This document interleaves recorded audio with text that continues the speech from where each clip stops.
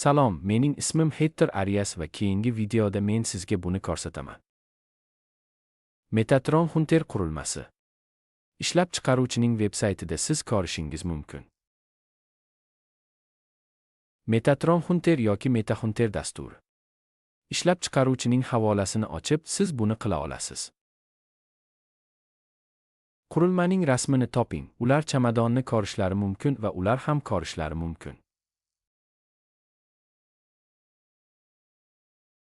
Eshitish vositasiga o'xshash sensor. Biz ishlab chiqaruvchining veb-saytining oxiriga o'tamiz va veb sahifaning oxirida siz sotib olayotganda nima olishingiz kerakligi haqida ma'lumot. Metatron Hunter qurilmasi. Metatron qurilmasini sotib olganingizda sizga shunday beriladi. Alyuminiy chamadonda, qutida, sensorda, personchi stakanida keladigan ovchi va biz bu yerda ko'ramiz.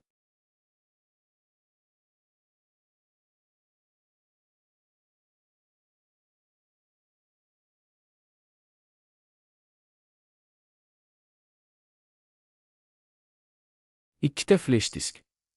Kumush pendrive bu alyuminiy agar siz uni portga qo'ysangiz.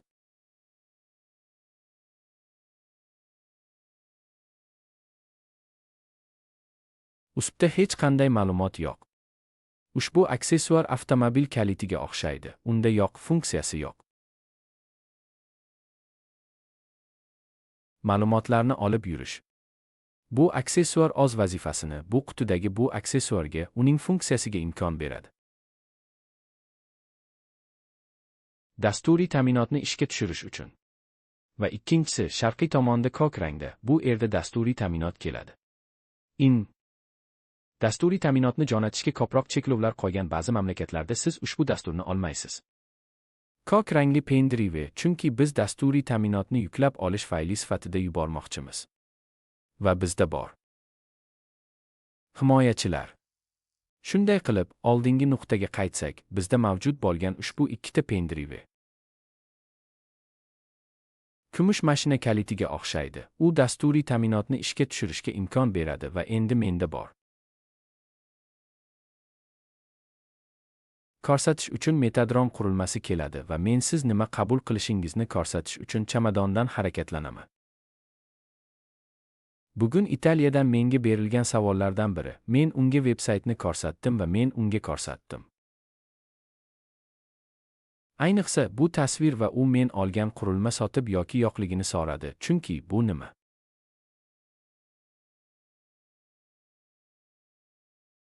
Siz olasiz. Shubha qolmasligi uchun hozir bunisini ko'rsataman.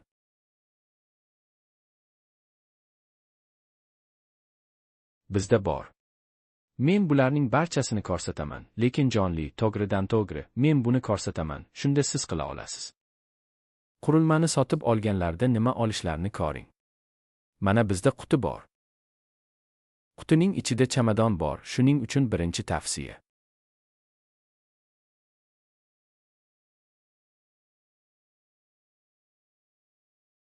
Ushbu qutini tashlamang, uni ushlab turing, chunki sayohatga chiqmoqchi bo'lsangiz, bu sizni himoya qilish uchun muhimdir. Qurilma, uni saqlang va uni nomlang. Metatron yozadi, lekin siz kerak. Qutini saqlang. Istalgan vaqtda, masalan, siz oila a'zolaringizni davolash uchun tashrif buyurmoqchi bo'lsangiz. Bir oila a'zosi chamadonga qarash o'rniga vaziyat qanday bo'lishidan qat'i nazar, mamlakat tashqarisiga sayohat qilmoqchi. Ushbu aksessuarda havo bor, havo sharlari kabi kichik to'plari bor, bu ham kerak.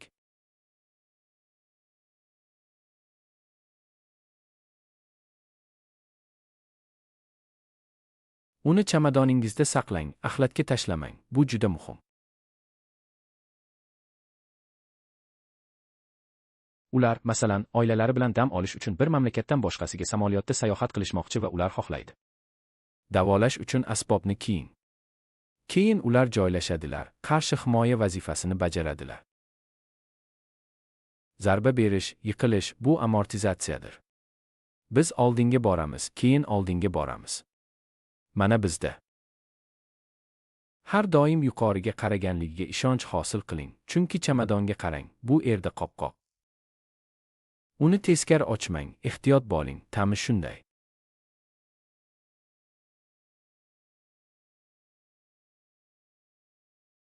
Chamadonni oching va men har bir elementni ko'rsataman. Birinchidan,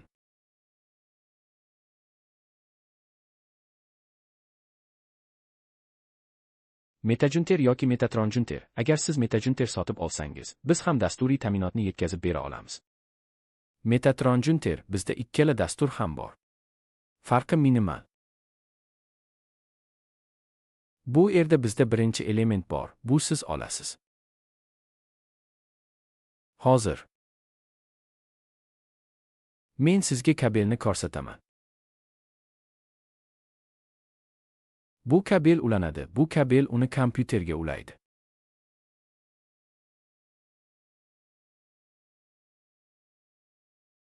Va ulanish juda oddiy, men uni ulamoqchiman, u faqat bitta pozitsiyaga ega.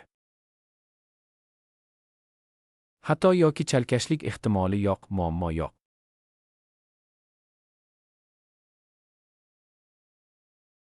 Bu borada hozircha hech qanday asoratlar kuzatilmagan. Hozir rezonans kubogi. Bu yerda bizda juda muhim aksessuar bo'lgan rezonans kubogi bor.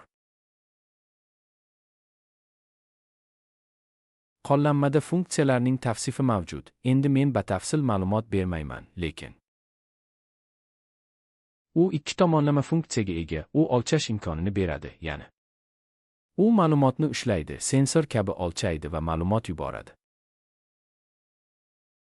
Bu juda muhim. Qollanmani ko'rishingiz mumkin. Mening kanalimda videolarni ko'rishingiz mumkin.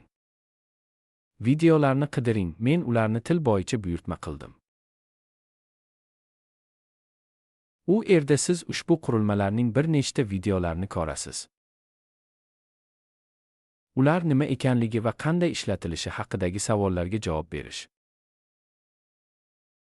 Bundan tashqari, chuqurroq o'rganishni istaganlar uchun ilg'or kurslarim bor. Men ilgari gapirgan narsa bu mashina kalitiga o'xshaydi. Uni Portugal usbga qo'yishga urinmang va uni o'qing. Nima uchun sizda hech qanday ma'lumot yo'qdek tuyulishini ko'rishga harakat qiling, chunki u yashirin. Bu avtomobil kalitiga o'xshaydi. U dasturiy ta'minotni faollashtirishga imkon beradi. Siz bunga juda g'amxo'rlik qilishingiz kerak. Siz unga juda g'amxo'rlik qilishingiz kerak. Chunki busiz dasturiy ta'minot ishlamaydi. Shuning uchun biz uni shu yerda qoldiramiz. Va hozir men rezonans kubogining videosini chiqaraman. Men bioinduktorni chiqaraman.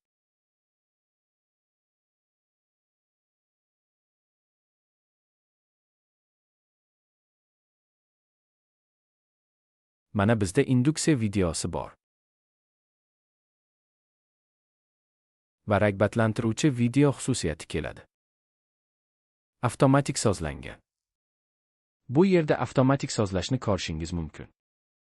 Boshning kattaligi bo'lgan odamlar uchun bu boshqacha. Boshlari kichikroq, kattaroq odamlar bor. Keyin sozlash avtomatik bo'ladi.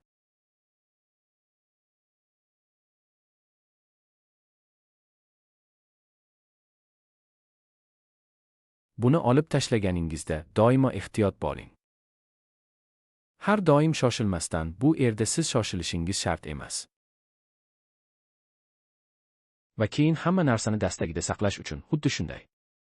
Umid qilamanki, buklanishning bir xil satrlariga amal qiling.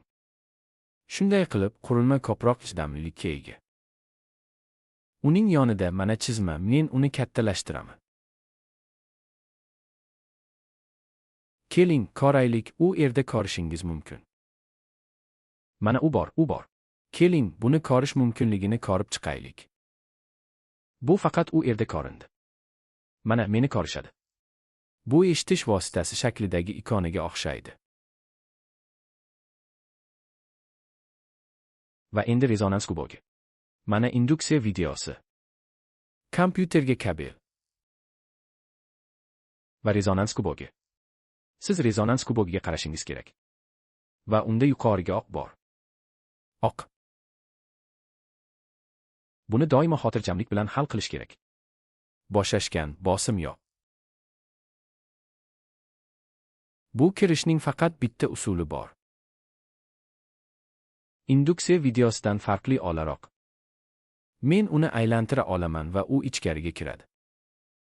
Ulanish osonroq. Bu kubok biz yuqoriga va oqga qarashimiz kerak. Va strelka yuqoriga qaratilgan. Shunday qilib biz oqga qarab. U darhol ulanadi. Yana bir tavsiya. Kabellarni olib tashlaganingizda ularga mos kelmang. Uni shunday qaytarib oling. Lekin yon tomonlarga otmang. Agar ular kosani olib tashlamoqchi bo'lsalar, uni olib tashlashadi. Va agar ular uni ulashmoqchi bo'lsa, ular itaradilar, lekin majburlamasdan. Shunday qilib, bizda induksiya videosi bor. Rezonans chashka va kabel. Mana. Rag'batlantiruvchi video.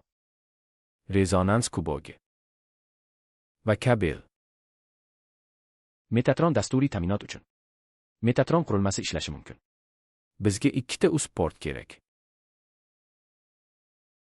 Ikkita US port.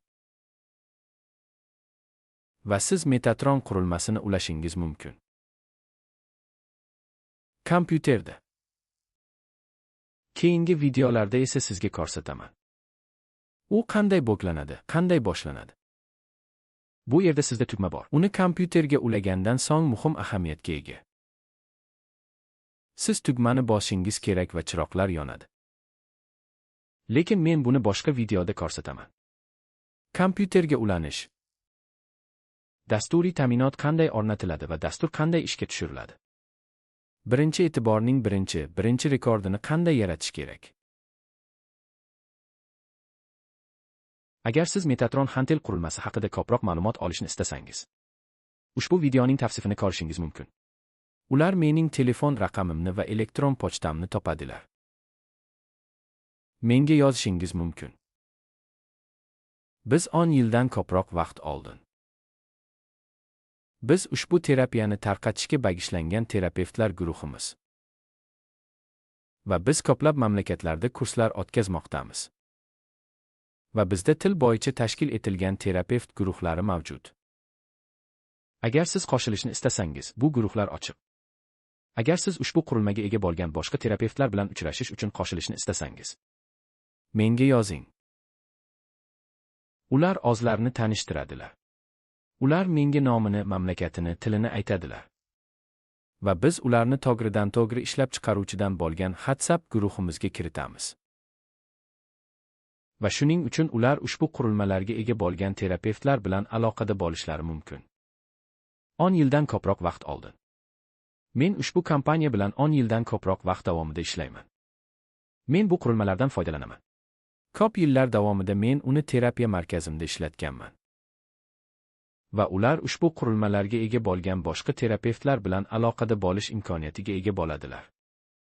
Kuningiz xayrli bo'lsin.